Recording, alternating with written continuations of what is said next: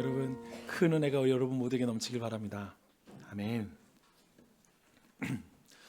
사도행전의 구조를 이해하는데, 또 한편에 사도행전의 내용을 이해하는데 핵심 구절이 있거든요. 그것은 사도행전 1장 8절 말씀입니다. 여러분, 이 말씀 아마도 우리 모두가 외우고 있을 것 같아요. 같이 한번 암송해 볼까요? 오직 성령이 너희에게 임하시면 너희가 권능을 받고 예루살렘과 온 유대와 사마리아와 땅끝까지 이르러 내 증인이 되리라. 아멘. 네, 저는 이 말씀 보면서 좀 질문이 생기더라고요. 그 질문이 이것입니다. 부활하신 예수님께서 그냥 온 세상에 가서 내 증인이 되라, 이렇게 한 문장으로 최대한 경제적으로 이렇게 말씀을 쓰면 될 것 같은데, 왜 굳이 예루살렘과 온 유대와 사마리아와 땅끝까지 이르러 내 증인이 되리라 라고 이렇게 말씀하실까라는 이런 질문이 생겼습니다. 근데 저는 좀 생각하면서 이건 것 같아요. 예수님께서 경계마다 넘어야 될 난관이 있다라는 걸 우리에게 미리 말씀해주고 있다라는 그런 생각이 들었습니다. 한번 생각해 보세요. 이렇게 다르게 한번 번역을 해봤거든요.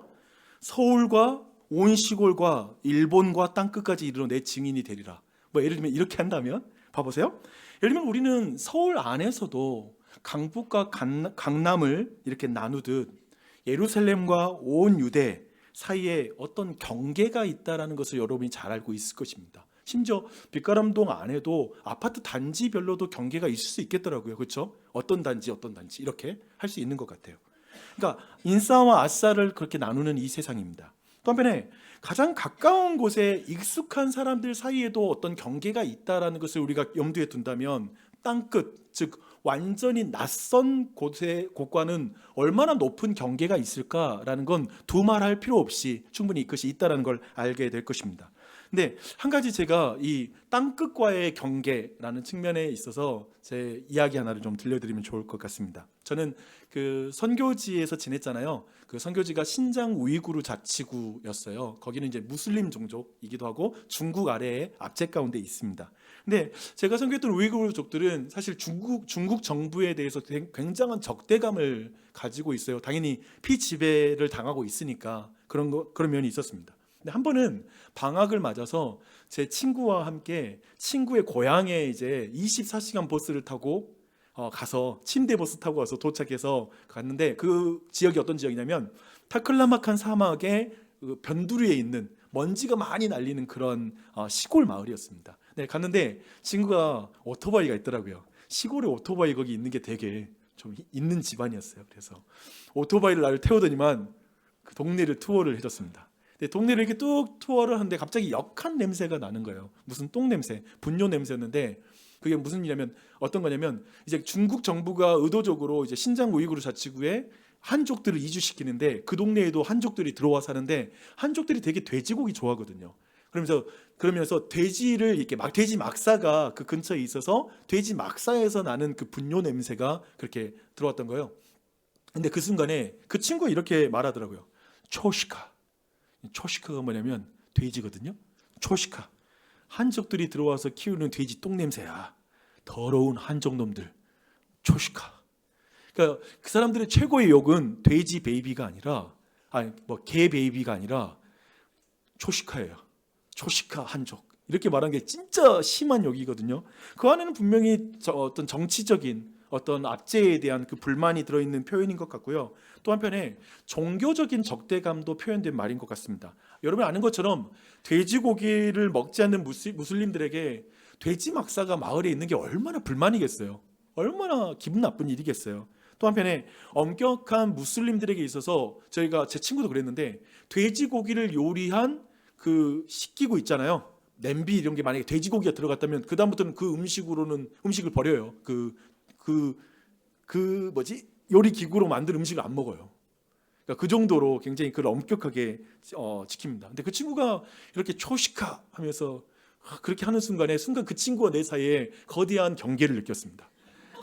왜냐하면 여러분이 잘 아는 것처럼 제가 가장 사랑하고 성경적인 고기라고 생각하는 건 삼겹살이니까, 믿음, 소망, 사랑 막 해가지고 너무 좋아하는데, 아니 이걸 초시카 그러니까 갑자기 내 마음에, 나 돼지고기 엄청 좋아하는데 갑자기 그런 마음이 들더라고요. 여러분, 그런 의미에서 참 이 종교 안에 어떤 그 땅끝이라는 것은 거대한 어떤 경계가 그 안에 있는 것이죠. 근데 실제로 가장 넘기 어려운 경계는 땅끝 사이에 있는 사마리아라는 그런 생각이 들었어요. 여러분 어떤가요? 낯선 곳보다 불편한 사람과 함께 있는 그곳이 되게 불편하지 않으세요? 그러니까 외국 나가는 거 상관없어. 도리어 집안에 있더라도 너무 불편한 그 사람과 있으면 너무 그 장소가 힘든 거죠. 그 넘기 힘든 벽은 어떤 의미에서 사마리아와의 관계, 왜냐하면 그것은 종교적으로 역사적으로 그 유대인들과는 너무나 오랜 앙금이 있는 그런 장소가 사마리아이기 때문에 높은 경계가 그 안에 있었다라고 이렇게 생각할 수 있을 것입니다.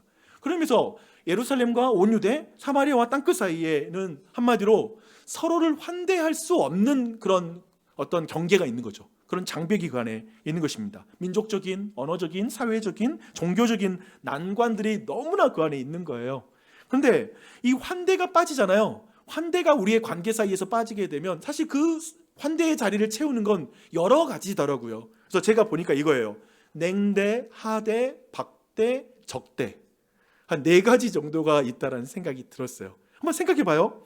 환대의 그 빈자리를 채우는 것에서는 한 가지는 냉대이죠. 냉대란 관계의 온도입니다. 마음 문을 닫고 상대를 무관심하게 차갑게 대하는 것, 그게 이제 그 환대의 자리에 들어오겠죠. 하대란 관계의 태도인 것 같아요. 그래서 은근한 우월감 속에서 상대를 내려다보는 것, 그게 하대이죠. 그런 태도죠. 근데 박대란 이 관계의 태도가 행동으로 옮겨지는 게 박대다라는 생각이 들었습니다. 상대를 업신여기는 그 태도를 함부로 대하는 것으로 드러내는 게 박대이죠. 노골적인 무례함입니다. 그런데 적대라는 것은 이 무례한 것을 넘어서서 상대를 해치려는 방향성을 가진 모든 태도와 말과 행동, 그게 아마 적대라고 이렇게 말할 수 있을 것 같아요.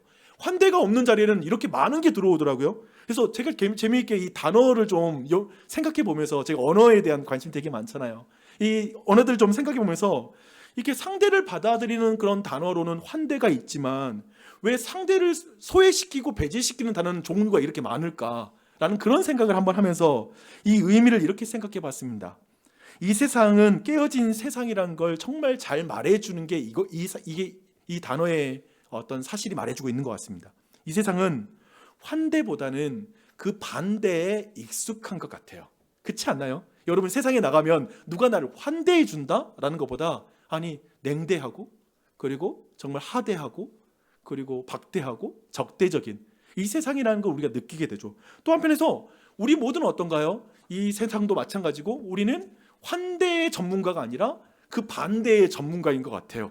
우리도 사람들 대할 때 무심코 그냥 지나가게 되고 그냥 그러니까 하대할 때도 있고 이런 모습들이 우리 안에 많이 있을 수가 있는 것이죠. 그렇게 본다면 예수님이 하신 말씀 너희는 예루살렘과 온 유대와 사마리아 땅끝까지 이르러 내 증인이 되라 라고 하는 이 명령은 이런 의미로 볼 수 있을 것 같아요. 복음의 증인은 지리적으로 멀리 가는 그런 사람이기보다 수많은 관계의 경계와 난관을 넘어가는 사람이 바로 복음을 전하는 증인이다. 예수님의 명령은 그런 사람이 되라는 명령이다. 즉 우리 모두에게 너 선교지 나가, 멀리 가, 이런 의미가 아니라 어쩌면 우리는 너무 가까운 곳에서 어떤 그 많은 사람들에게 그 관계의 경계를 넘어서 난관을 넘어서 그들에게 다가가는 존재가 바로 주님의 명령과 관련이 있다는 것이죠. 이제 그런 의미에서 사도행전도 우리에게는 너무나 다르게 해석될 수 있는 것 같아요. 사도행전이 말하고 있는 건 복음으로 지역을 확장하는 역사가 아니라 복음으로 모든 경계가 허물어지고 붕괴되는 그 역사, 그 이야기가 바로 사도행전의 이야기고 바로 이 관점이 오늘 본문을 보는 핵심적인 관점이라는 걸 먼저 여러분이 이해하면 좋을 것 같아요. 그렇게 오늘 본문을 들어가면 좋을 것 같은데 복음의 예루살렘과 온 유대와 사마리아와 경계를 어떻게 무너뜨렸는지 한번 제가 예를 들어볼 텐데요. 먼저는 예루살렘 안에 유대 안에 어떻게 그 경계를 무너뜨렸는지 한번 나누면 좋을 것 같습니다. 우리가 아는 것처럼 유대교 지도자들은 초기 교회를 핍박하기 시작합니다. 근데 그 중심에 사울이라는 바리새파 사람이 있어요. 근데 그 사울이라는 사람이 유대교에 대한 굉장한 열심으로 예수 믿는 자들에게 냉대하고 하대하고 그리고 정말 그들을 박대하고 적대하는 그런 일을 하다가 결국 스데반이라고 하는 유명한 정말 그 믿음의 사람을 죽이는 일에 그가 앞장서게 되죠. 근데 부활하신 예수님께서 이 사울을 만나준 거예요. 이 사울이라는 사람을 만나준 게 이 앞에 이야기가 나옵니다. 즉 예수님이 사울을 환대해 주는 거죠. 정작 그 사울은 하나님을 박대하고 적대했는데 그 사울을 받아들여 줍니다. 그리고 그 사울도 예수님을 만나고 나서 예수님을 환대하게 돼요. 그리고 나서 그의 이름이 바울로 바뀌는 완전한 그 정체성이 변화된 그 사건을 경험하게 되는 것이죠. 그래서 기독교 역사상 가장 위대한 선교사가 돼요. 놀랍지 않아요? 즉 정말 복음이 그 예루살렘과 온 유대 안에 이렇게 증거되는 것이죠. 그리고 사울은 교회에 받아들여지게 됩니다. 즉 이 안에서 볼 수 있는 건 뭐냐면 예수님이 직접 모든 사람들 유대 안에, 예루살렘과 온 유대 안에 이 경계를 무너뜨리고 계시다라는 걸 보여주고 있는 것이죠. 근데 오늘 본문에도요, 잘 보면 예루살렘과 온 유대 안의 경계가 깨지는 것을 우리가 볼 수가 있어요. 그게 10장 5절부터 6절을 보면 흥미로운 말씀이 나옵니다. 네가 지금 사람들을 욥바에 보내어 베드로라 하는 시몬을 청하라. 그는 무두장이 시몬의 집에 유숙하니 그 집은 해변에 있다 하더라. 지금 바울이 이용하는 에어비앤비 주소 정보를 훨씬 뛰어넘는 정보가 이 말씀 안에 있거든요. 굉장히 많은 게 있습니다. 그러니까 여기에 세 가지예요. 제가 주목하고 싶은 건 욥바, 무두장이, 그리고 시몬이라는 이 이름입니다. 여러분, 욥바는 지금 사실 어디냐면요, 유대와 사마리아 땅의 경계에 위치한 서북 쪽에 있는 항구예요. 근데 국제항이야. 그런 의미에서 여기는 첫 번째로는 예루살렘과 유대와 사마리아의 경계이기도 하고, 또 한편에 지리적으로 여기는 항구니까 온 땅과의 경계가 바로 이 욥바라고 여러분이 이해하시면 됩니다. 근데 그곳에 지금 무두장이 집에 있잖아요. 근데 이 무두장이가 가죽을 가공하는 직업이에요. 근데 그런 가죽을 가공한다는 측면에서 피할 수 없는 게 뭐냐면 동물의 사체를 만져야 되잖아요. 가죽을 벗겨내고, 또 한편에 거기에서 피를 만지게 되고, 또 한편에 여기에는 이 무두장이의 근처에는 악취가 납니다. 썩은 냄새가 날 수밖에 없는 것이죠. 그래서 그런 의미에서 유대의 정결법에 따랐을 때 이 무두장이는 부정해질 수밖에 없는, 부정함을 피할 수가 없는 그런 종교적인 위치에, 어떤 아웃사이더에 위치한 사람이었던 것이죠. 그래서 경건한 유대인들은 무두장이에게 딸을 시집 보내지 않았어요. 그러니까 결혼하기 힘든 직업이에요. 이해되시죠? 그 정도의 위치였습니다.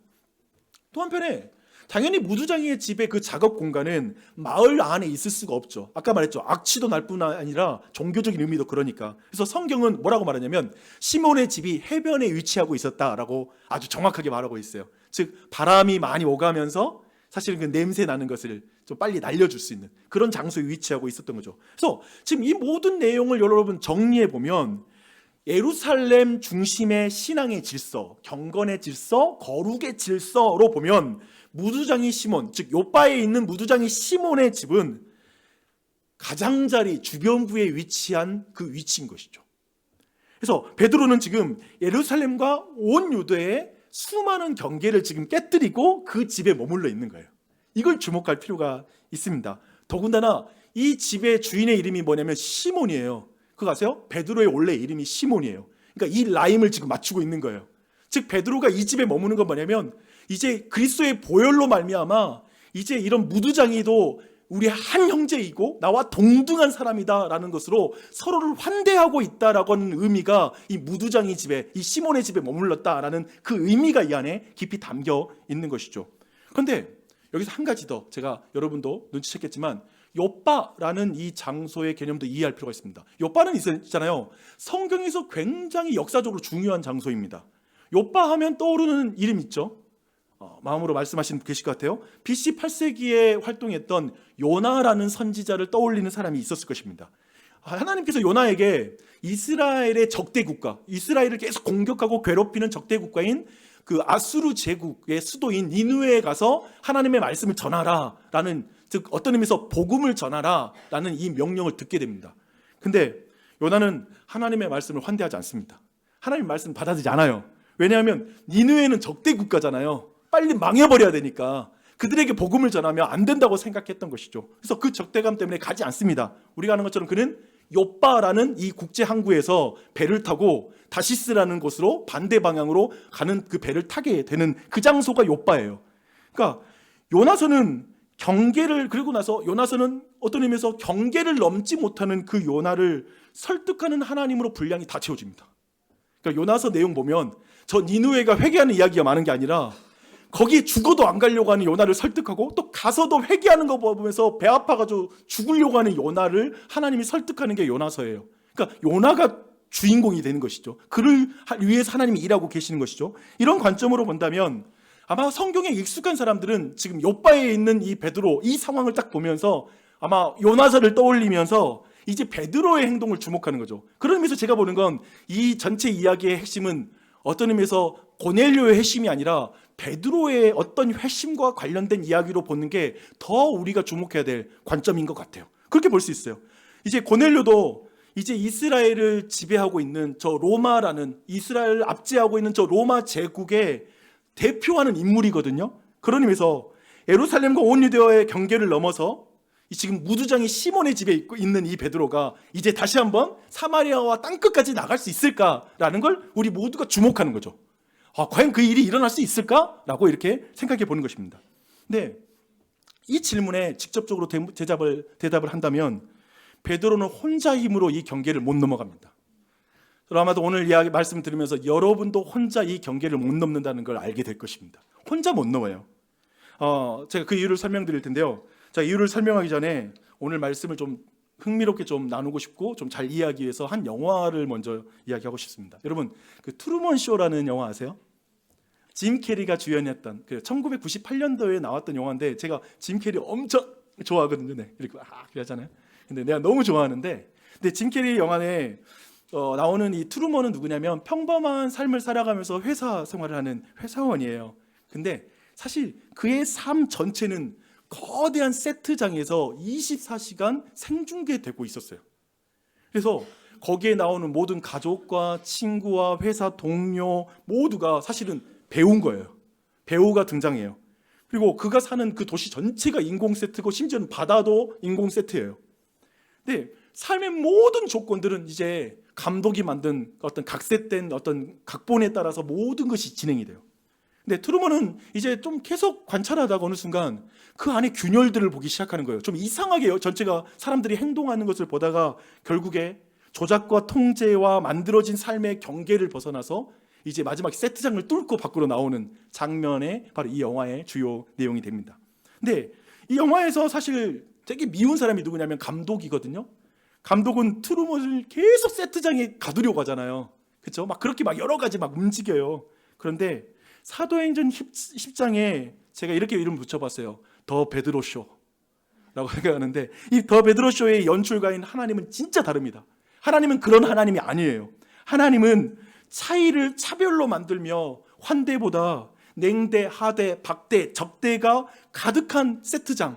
어쩌면 이 세상이 그런 세트장이잖아요. 뭐 정말 서로를 적대하는, 아까 말했던 환대가 반대로 일어나고 있는 그런 이 세계에 갇혀 있는 이들을 세트장을 찍고 서로를 환대하는 하나님 나라로 옮겨가기 원하시는 하나님인 거죠. 그런 진정한 하나님이신 거죠. 그래서 그 하나님께서 이제 베드로 쇼를 시작하는데 이제 로케이션은 두 군데입니다. 이제 요빠와 그 다음에 가이사라라는 이 두 지역에서 이제 이 영화가 시작되는데, 먼저 하나님께서 가이사라로 카메라를 돌립니다. 그리고 고넬료를 찾아가요. 근데 고넬료를 어떻게 설명하고 있냐면 이탈리아 부대의 로마 군대의 백부장이었다라고 이렇게 설명하고 있습니다. 되게 구체적이에요, 성경은. 근데 이탈리아 부대라는 의미가 어떤 거냐면 그 로마 군대도 용병들도 고용하기 때문에 많은 군대가 있는데 이 이탈리아 부대는 로마 시민으로 구성된 황제에게 완전히 충성된 특별한 군대인 거예요. 그러니까 굉장히 그 사회에서도 어떤 의미 군대 중에서도 군대인 거죠. 근데 그 안에서 백부장인 것이죠. 그러면서 그는 제국 질서의 중심부에 위치한 사람이었다라는 걸 지금 성경이 말해주고 있는 것이죠. 그런데 그는 어떤 사람이었냐면 하나님을 두려워하는 사람이기도 했어요. 놀라워요. 근데 이 하나님을 두려워하는 건 두 가지로 표현되는데, 여러분이 하나님을 두려워한다면 여러분은 또 어떻게 표현되는지 한번 비교해 보면서 들어보십시오. 먼저 유대 백성에게 자선을 베풀었습니다. 또 한편에 그는 자주 하나님께 기도했어요. 한번 여러분하고 비교해 보세요. 근데 그렇게 하나님을 굉장히 두려워하는 사람이었습니다. 그리고 그런 고넬료에게 하나님께서 이제 천사를 보내서 요빠, 즉 그곳으로부터 가이사랴로부터 약 55km 정도 떨어진 그 요빠에 해변길 106 했는데 오늘 10장 6절에 나오거든요, 그게. 그래서 해변길 106 무두장이 시몬의 집에 가라고 정확히 주소를 찍어주세요. 그래서 내비게이션 정확하게 찍어주고 여기 가봐라. 그리고 거기서 만나는 사람을 데리고 와라. 이곳으로 데려와라. 이렇게 말하고 있습니다. 고넬료는 성경 보니까요, 군말 없이 고넬료의 말이 하나도 등장하지 않아요. 네 라는 말도 없어요. 그냥 행동으로 바로 보내요. 자기 부하를 보내서 이제 갑니다. 근데 어떤 의미에서 고넬료도 생각해보면 로마의 그리고 가장 높은 지위잖아요. 제국의 질서에서는 중심에 있는 사람이잖아요. 그런 사람이 누구에게 사람을 보내서 데려오는 거, 막 이런 모든 과정 안에 많은 관계의 어떤 장벽들과 경계가 있었을 것 같아요. 근데 그것이 굉장히 수월하게 넘어가요. 근데 이것과 비교해서 이제 두 번째 로케이션으로 갈게요. 이제 옆바로 화면을 돌립니다. 이때 정오에 베드로가 지금 기도하고 있습니다. 근데 정오에 기도하는데 배가 너무 고픈 거예요. 여러분 그런 적 있죠? 기도하는데 안 바쁜 사람들이 갑자기 기도하면 바빠지잖아요. 머리에 살 일이 생각나고, 또 한편에 배가 안 고팠는데 기도하면 배고파서 먹을 게 생각날 수 있잖아요. 근데 이 일이 벌어져. 나는 굉장히 이걸 해학적으로 봐요. 뭐냐면 음식 생각이 너무 좋은데 시장이 반찬이라고, 한마디로 성경 굳이 이걸 표현하는 게 뭐냐면 시장이 반찬이라고 지금 베드로는 뭘 줘도 먹을 수 있는 상태다라는 걸 알려주고 있는 거죠. 우리에게 그 정보를 주고 있어요. 오죽하면 기도하면서 음식 생각하겠어요. 생각하고 있는 거예요. 근데 저 같으면 이 부분에서 좀 웃음 포인트가 나오는 부분이 이런 부분이에요. 성경에서 볼 때. 그런데 웃지 못할 일이 벌어집니다. 어떤 일이 벌어지냐면 베드로가 황열강에 빠지고요. 이제 하늘에서 식탁이 딱 내려오거든요. 제가 보작인데, 원래 표현은 보작인데 식탁이라고 말하는 이유는 뭐냐면 유대인들은 있잖아요. 그 바닥에다가 이렇게 볼을 깔고 약간 비스듬히 누워서 음식을 먹기도 했거든요. 그러면서 이건 식탁이라고 번역해도 될 것 같아요. 이게 식탁이 딱 내려오는 거예요. 여러분 생각해 보세요. 식탁이 내려오니까 지금 꿈속에서도 배가 고팠을 베드로는 무슨 생각했겠어요? 우와, 하나님께서 나한테 음식 주네? 어떤 음식이 있을까라고 하늘에서 내려오니까, 하늘에서 음식이 내려온다, 뭐 그런 애니메이션도 생각나는데, 그러니까 막 그걸 기대하고 있었겠죠. 근데 식탁 위에 올려진 메뉴를 보면서 갑자기 입맛이 싹 떠나가는 거예요. 왜냐하면 그 보자기 안에 유대인들이 부정하다고 생각하면서 절대 먹지 않는 음식들이 가득 들어 있으니까 그걸 안 먹는 거죠. 근데 그래서 어떤 의미에서는 베드로가 순간 그걸 보면서 실망하면서 아유, 이 쓰레기 같은 메뉴들이네, 더러운 음식이네 라고 생각했을 거예요. 근데 그때 하나님께서 그에게 말하는 거예요. 베드로야, 일어나 잡아먹으라. 하나님이 이 말씀을 하는 거예요. 그 베드로가 대답하죠. 주님, 절대로 그럴 수 없습니다. 제가 이거 어려서부터 절대로 이 부정하고 속된 것들 내가 절대 안 먹었어요. 안 먹어요. 라고 이렇게 말을 합니다. 그러자 하나님이 또 말씀하세요. 야, 하나님이 깨끗하다고 한 것을 너가 속되다고 하지 말아라. 내가 깨끗하게 했어? 이렇게 말씀하시는 거죠. 근데 성경 보니까 이 일이, 이 동일한 대화가 3번 반복된 이후에 갑자기 그 식탁이 하늘로 올라갔다, 보자기가 올라갔다라고 말합니다. 여러분 질문 있어요. 베드로가 다 먹었으니까 식탁이 올라갔을까요? 분명한 건 여러분이 아마 다 느낄 것 같아요. 손도 안 대니까 그래 올려, 뭐 그런지 모르겠지만 올라가요. 안 먹었다고 저는 생각해요. 끝까지 손 안 댔다라고 생각합니다.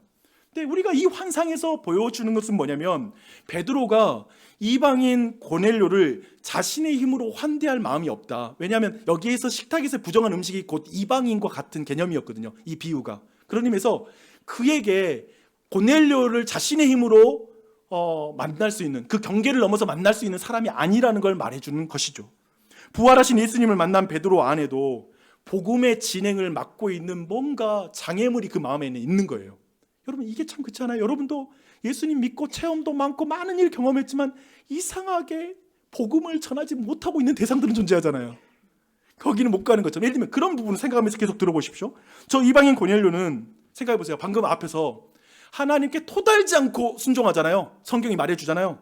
근데 유대인이자 예수님의 수제자인 베드로는 왜 그렇게 말 많아? 겁나 말 많아. 그쵸? 겁나 말 많아. 전라도 사투리로 겁나게 많아. 근데 고넬료는, 생각하면 고넬료는 훨씬 열린 태도를 갖고 있는데 베드로는 왜 이렇게 폐쇄적이야? 라는 이런 생각과 이런 질문이 듭니다. 베드로는 유대인이기도 하고요. 생각해보면 부활하신 예수님도 만났어요. 그렇지 않아요? 그리고 하나님 예수님이 너를 내가 얼마나 사랑하는지, 사랑에 대한 예수님의 사랑도 확인했어요. 복음에 대한 이해를 깊이 가진 사람이에요. 그렇지 않아요? 이 사람처럼 많이 아는 사람이 어디 있겠어요. 수많은 체험도 했고요. 그런데 예루살렘과 온 유대와 그리고 나서 사마리아와 땅끝, 거기까지는 넘어가지 못하는 거예요. 예루살렘에서 온 유대까지는 갔는데 그 다음에는 못 넘어가는 거예요. 자신의 힘으로는 거기를 넘어가지를 못하는 거예요. 거룩하신 하나님, 구별하시는 하나님, 정결규례의 하나님은 믿어요. 하지만 이방인까지 깨끗하게 하실 수 있는 하나님은 안 믿는 거예요. 그러나 하나님 믿을 수가 없는 것이죠. 요나와 베드로, 여기에 있는 우리 모두는 어떤 의미에서 저는 딱 이렇게 한 줄로 요약해 봤어요. 하나님을 거부하는 게 아니라 하나님의 확장을 거부하는 것 같아요. 하나님의 사랑 내가 받는 거 누가 거부해? 하나님 나 사랑해 주니까 좋지. 내 가족 사랑하는 거 너무 좋지. 근데 원수와 같은 그 사람도 하나님이 사랑하는 거, 그래서 그 사람을 용서해야 되는 거, 이건 못 받아들이겠다는 거죠. 하나님의 용서의 확장을 못 받아들이는 거예요. 이 모습이 바로 이 안에 들어있는, 즉 베드로가 요나와 별반 다를 바 없구나 라는 생각이 이 지점에까지는 우리가 그런 생각이 드는 것 같아요. 여러분, 사실 좀 우리를 좀 돌아보면 좋을 것 같아요. 우리 자신은 어떤 의미에서 베드로가 되는 그런 순간들은 넘쳐나는 것 같습니다. 우리는 어떤 의미에서 교회를 다닌다, 그리고 내가 무슨 교리를 믿는다라는 것으로 다른 사람을 판단할 때가 있습니다. 또 한편에 나는 큐티도 하고 있고 성경도 이만큼 보고 있다라는 걸로 야, 저 사람이 왜 저렇게 교회 다니면서 말씀도 안 읽나 하고 판단하면서 소외시키는 그런 행동도 하는 것 같습니다. 속되고 부정하다, 종교적 표현은 그렇게 되지만 다른 식으로 하면 야, 넌 틀렸고 난 옳아 라고 하는 식으로 누군가를 판단하고 있는 것이죠. 우리는 익숙한 문화로, 나에게 익숙한 문화로 사람들과 거리를 결정합니다. 음식, 또 음식 먹는 방식, 또 한편의 스타일로 상대를 배제할 수도 있습니다. 저는 오늘날의 정결교례는 다른 형태로 굉장히 넘쳐나고 있다는 생각이 듭니다. 어떤 의미에서 예배 형식이 익숙한 형태에서 우리는 조금만 벗어나면 이렇게 말하는 것 같아요. 이거 성경적으로 벗어났어 라는 표현을 쓰는 것 같아요. 자신이 익숙한 예배 형식에서 벗어난 것뿐인데 성경에서 벗어났다라고 그렇게까지 말을 해버리는 것이죠. 또 한편에 다른 정치 성향을 향해 오늘날에는 저 그리스도인 아니야 라는 표현을 쓴다거나 사탄이라고 표현하는 것도 들었습니다. 어떻게 그럴 수 있지? 어떻게 예수 그리스도가 어느 한 정치 안에 갇히지? 어떻게 그럴 수 있지? 그럴 수 없잖아요. 우리는 그렇게 평가하는 것도 보고 있습니다. 속되고 부정하다고 말하는 것이죠. 우리는 세대와 젠더 간에도 얼마나 많은 경계와 장벽이 있는지를 우리는 문화 안에서 강하게 경험하고 있습니다.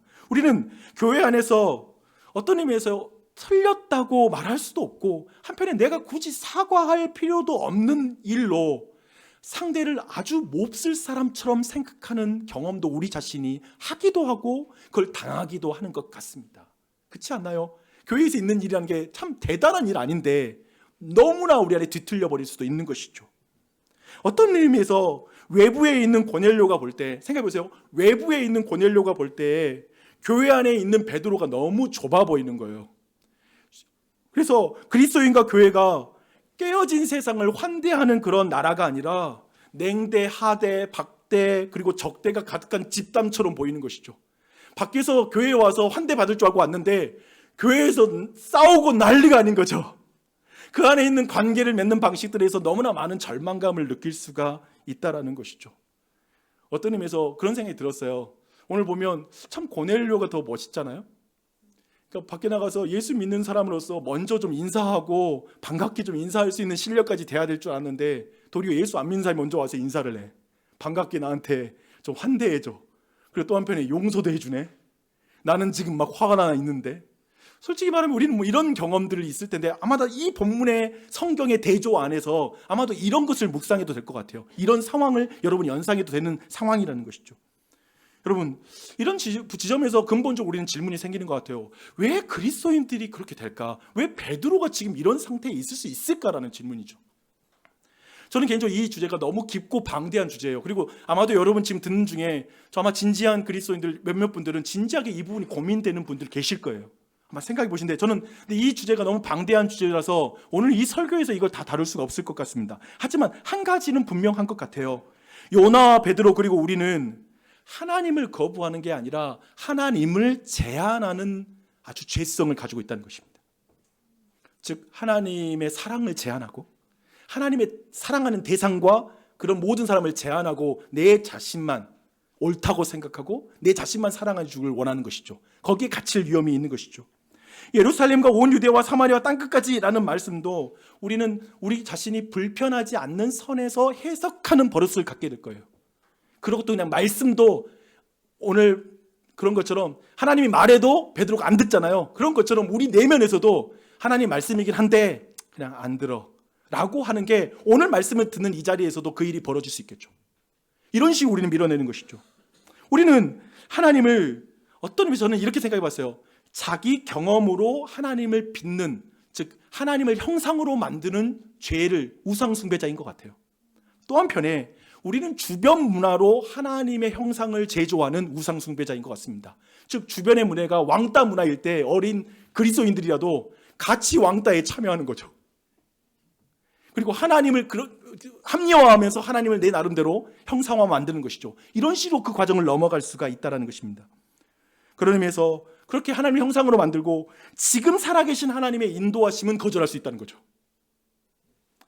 하나님을 믿는다고 하지만 지금 살아계신 하나님의 말씀에는 순종하지 않을 수 있는 거죠. 우리 스스로 그런 의미에서 이 익숙함과 낯섦의 경계를 우리 스스로는 못 넘는 것 같아요. 제가 이 말씀 드리는 것은 여러분은 이 경계 못 넘고 있죠. 근데 나는 넘어요라는 말하는 게 아니라 저를 포함해서 우리 모두는 나의 경험과 그리고 내 자신에게 이익이 되는 방향으로 하나님을 형상으로 만들고 하나님을 제한하고 그 너머까지 순종하는 것에 있어서 어려움을 느끼는 사람들이라는 거예요. 그런 어떤 장애를 가진 존재라는 것이죠. 그런데 그런 우리에게 너무 절망스럽지 않아요? 근데 그런 우리에게 오늘 성경은 소망을 말하고 있습니다. 하나님은 환상의 의미를 이제 몰라서 어리둥절하고 있는 베드로에게 성령님을 통해서 말씀하세요. 성령님을 통해서 보아라, 세 사람이 너를 찾고 있구나. 일어나 내려가거라. 그들은 내가 보낸 사람이니 의심하지 말고 함께 가거라 라고 이 말씀을 성령님이 딱 감동해 주세요. 성령님이 몸 넘는 걸 떠넘겨서 옮겨주는 거 있는 것이죠. 하나님이, 저는 이 부분 본문에서 그 요나서와 또 연결이 되더라고요.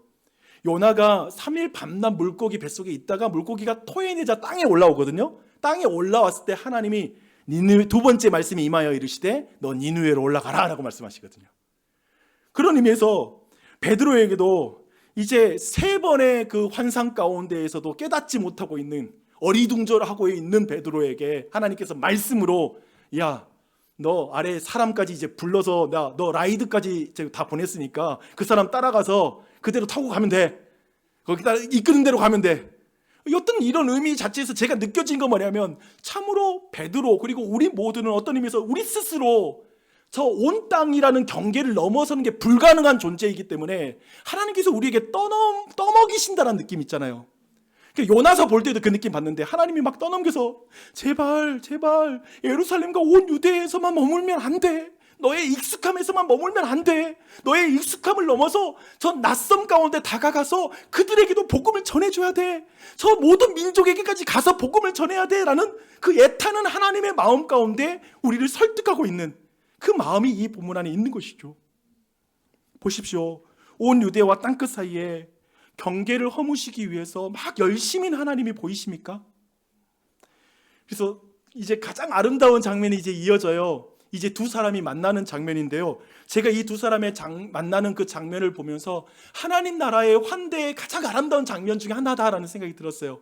이 안에 어떠한 냉대와 그리고 어떤 하대와 그리고 어떤 적대 이런 모든 것이 전혀 보이지 않고 진짜 서로를 환대해 주는 장면인데 25절 26절입니다. 마침 베드로가 들어올 때 고넬료가 맞아 발 앞에 엎드려 절하니 베드로가 이렇게 이르되 일어서라 나도 사람이라 라고 말합니다. 생각해 보세요. 로마 제국의 이탈리아 부대의 백부장이 베드로를 하나님 영접하듯 환대하는 거예요. 그렇지 않아요? 엎드려가지고 막 그럴 사람 아니잖아요. 근데 그 베드로에게 엎드려가지고 그를 환대합니다. 그리고 베드로는 이제 어떻게 하냐면 그를 직접 붙들어서 일으키는 장면이에요. 이 장면이. 그러니까 그냥 일으키는 게 아니라 일어나세요가 아니라 붙들어서 이렇게 일으키는 장면으로 보시면 돼요. 그렇게 말하면서 일어나라 나도 사람이야 라고 말하는 거예요. 나 너랑 똑같아. 하나님의 은혜가 없이는 난 살 수 없는 존재야. 똑같아 라고 말하는 그런 의미에서 진정한 환대인 거죠.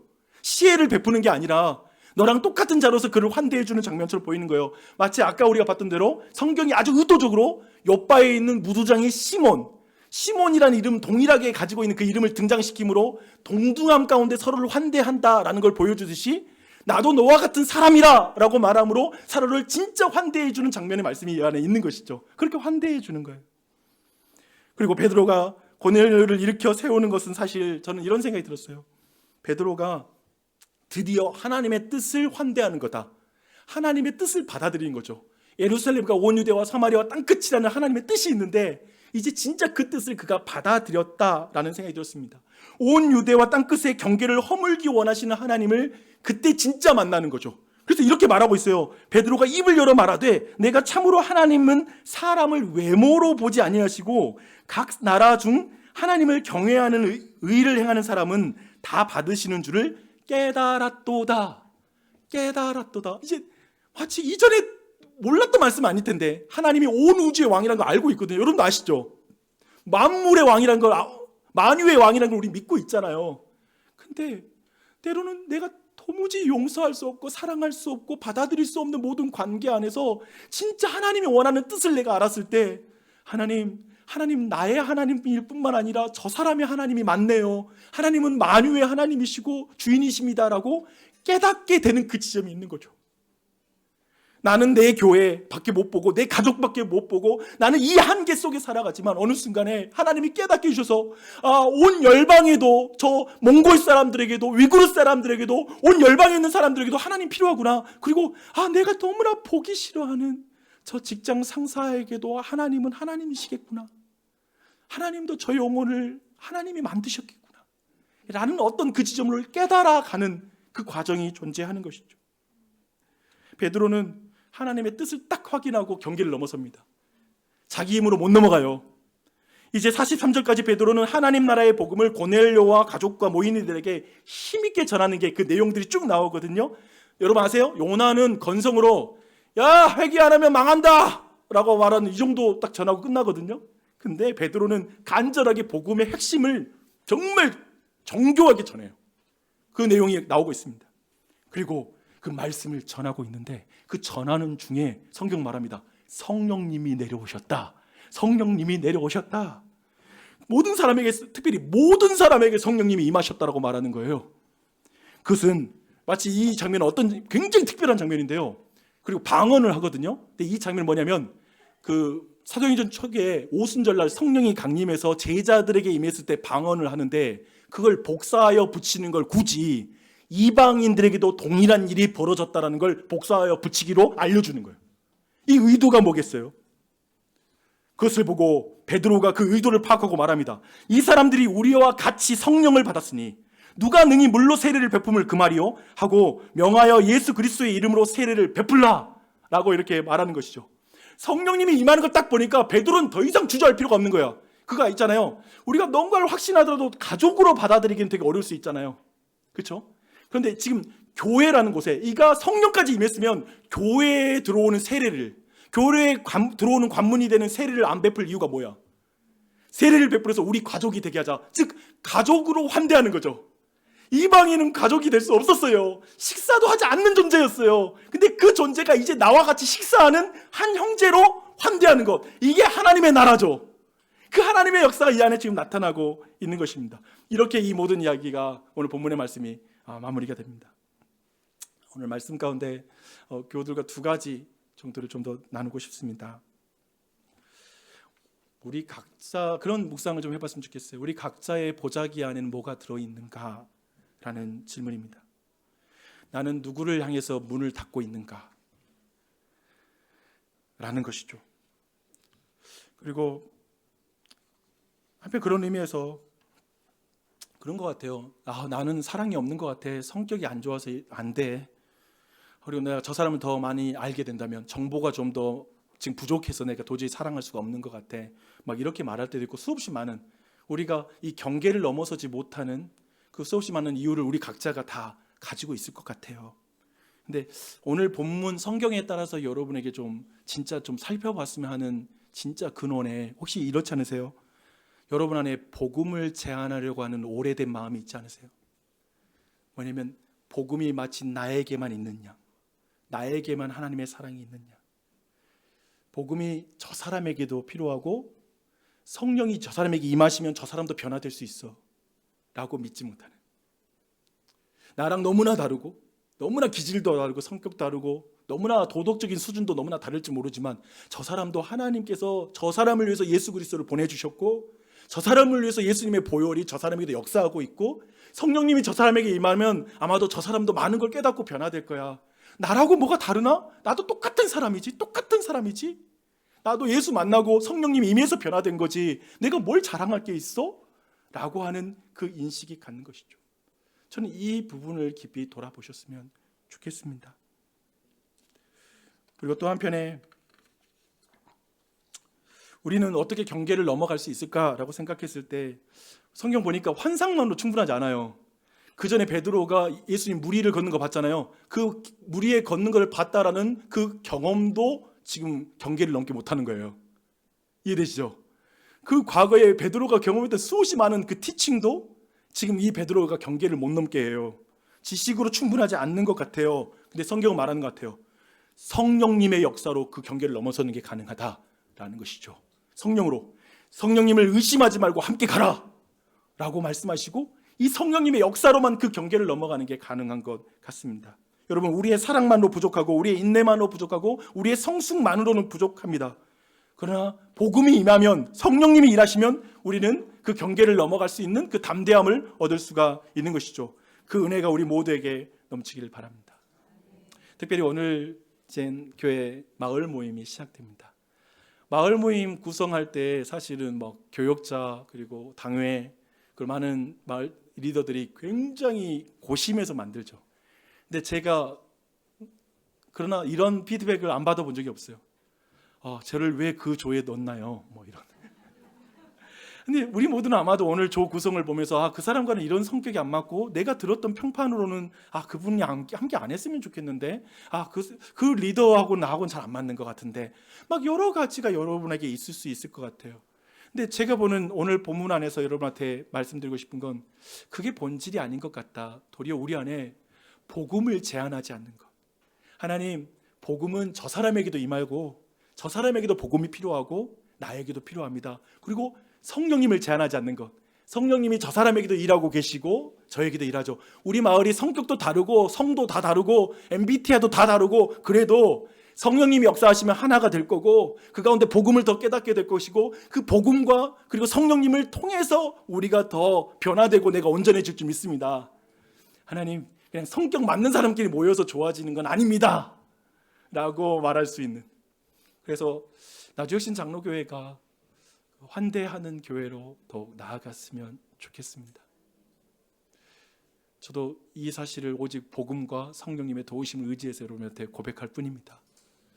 그래서 환대하는 교회로서 이 자리에 교회를 방문하신 분들도 많이 계시는데 여러분을 나주혁신 장로교회는 진짜 환대합니다. 그리고 그걸 노력할 것입니다. 그러므로 하나님의 교회를 이어가고 또한 나주숲 교회 또한도 환대하는 공동체가 되어서 이 지역에 많은 사람을 품어나가는 교회가 될 줄 믿습니다. 아멘. 이것이 바로 나주혁신 장로교회입니다. 오직 주님만 의지합시다. 잠깐 기도할까요?